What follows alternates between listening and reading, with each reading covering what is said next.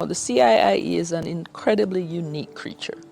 There are very few countries that have import trade shows. So for it to be an importer's platform is actually a phenomenal offering to the world.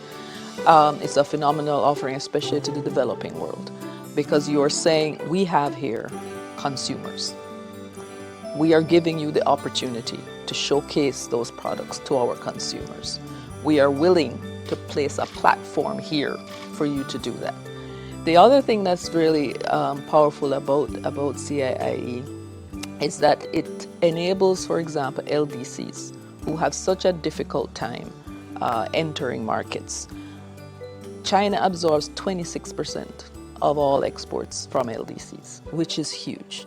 What CIIE does, it shows that international trade is not just about sending out, it's also about taking in. And it's a two-way street, and it's a very powerful signal.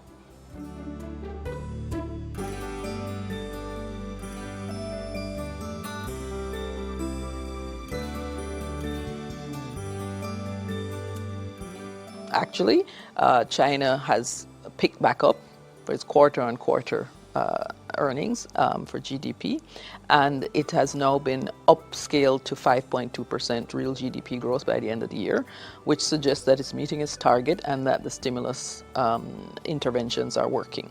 So from that perspective, I think China is in a good space.